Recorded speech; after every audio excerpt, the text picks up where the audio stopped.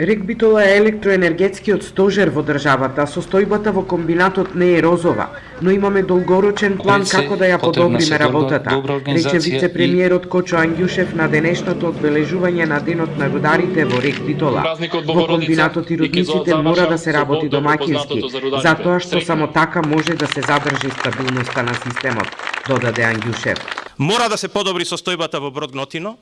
мора да се подобри состојбата со ископите и оттаму да се добијат предвидените, можеби не 2 милиона тона годишно, меѓутоа 1 до 1.200.000 годишно, значи јаглен мора да испадне од таму и мора,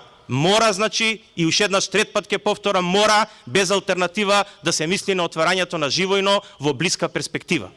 Само тој начин ќе обезбеди континуирана работа на Рек Битола, која што и како е неопходна за работењето на електроенергетскиот систем во Република Македонија. Покрај вложувањата во Рек Битола за набавка на механизација за ископ на јаглен, оделен велат дека се прават напори за повторно консолидирање на Кичевската електрана Рек Осломеј, но исто така се вложува и во еколошко производство на електрична енергија. Нашата заложба е инвестициите кои ги правиме и ќе ги правиме во нашите комбинати додат паралелно со инвестициите во еколошките сегменти, односно вложуваме во редовно и одговорно отпепелување според сите протоколи, поставување на нови електростатски филтри, пошумување во околината на комбинатите и редица други мерки со кои ќе покажеме и покажавме дека сме одговорни и кон потребите на граѓаните за навремено снабдување со електрична енергија, но и кон нивните потреби за чиста животна околина и заштита на средината во која живееме.